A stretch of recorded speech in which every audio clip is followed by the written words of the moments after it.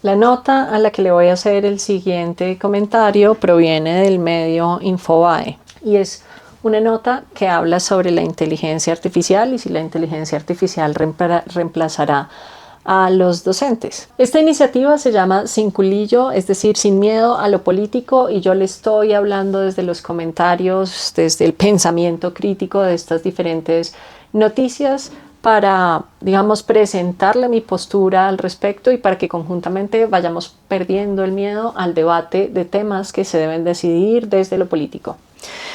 Y bueno, el artículo se titula La inteligencia artificial reemplazará a los docentes. En la descripción le voy a dejar el título para que usted pueda googlearlo y encontrarlo y leerlo por usted misma o por usted mismo.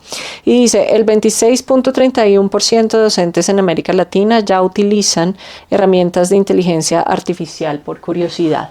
Aquí hay un debate central sobre la capacidad y la potencia de las inteligencias artificiales. A mí como profa me encanta utilizar inteligencia artificial e incentivo a que mis estudiantes la utilicen.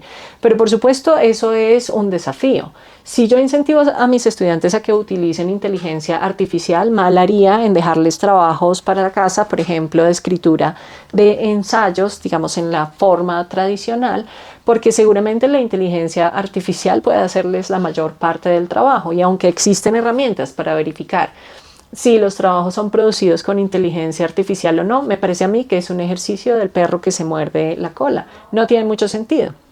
En cambio, lo que tiene mucho sentido es que las y los estudiantes prueben las inteligencias artificiales a partir, digamos, de dos ejercicios puntuales. Uno, para facilitarles la comprensión de aquellos conceptos o procesos, por ejemplo, procesos matemáticos que no comprenden muy bien, y hay inteligencias artificiales que ya les ayudan muchísimo en ese camino. Por ejemplo, en Gemini ya hay unas rutas, digamos, de aprendizajes diversos en diferentes temáticas, pero sobre todo de lo que tiene que ver con STEM. Y dos, que las y los estudiantes empiecen a desarrollar una suerte de pensamiento crítico frente a lo que produce la inteligencia artificial, o que se apoyen en eso que produce la inteligencia artificial para producir su propio contenido auténtico.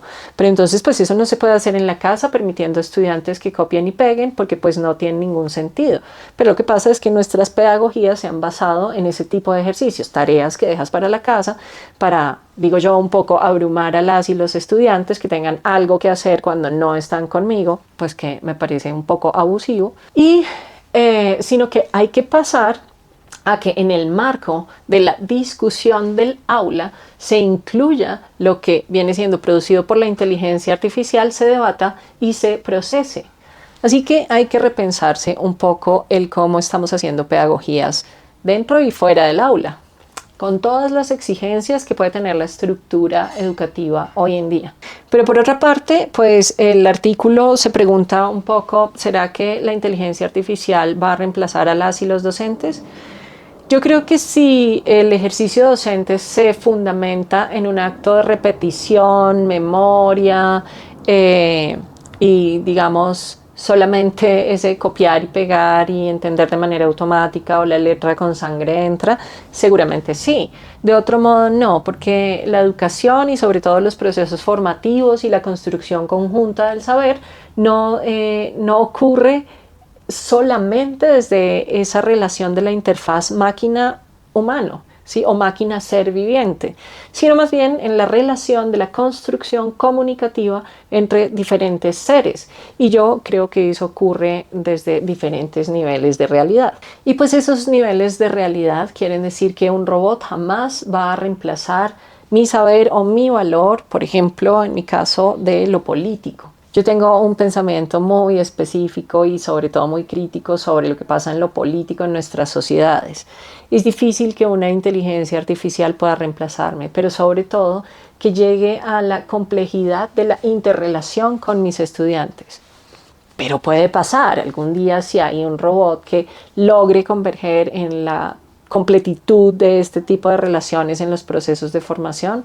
Podría pasar. Y sin embargo, el pensamiento crítico es lo que nos podría salvar en nuestra labor docente, porque las inteligencias artificiales suelen complacer a quien interlocuta. Y las y los profes somos todo menos complacientes. Más bien somos seres que buscamos que otros seres pues puedan completar su propio pensamiento, puedan concretar sus propias ideas a partir de lo que se es en sí misma o en sí mismo. Así que es interesante el artículo, pero pues digamos a lo que yo invitaría es a pensar un poco más cómo involucramos estas nuevas tecnologías en nuestras pedagogías, cómo dejamos de tenerle miedo a estas nuevas tecnologías, modificando también nuestra forma de entender la educación y también introduciendo este elemento del pensamiento crítico y probándolas a fondo como profes, ¿no?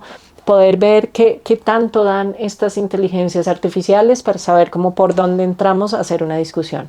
La mía para inteligencia artificial tiene que ver con el postulado ético, pero de eso le hablaré en otro video y si usted quiere conocerlo, le invito a suscribirse y activar la campanita para no perderse este debate que es tan interesante, perderle el miedo a lo político, perder el culillo a lo político. Hasta la próxima.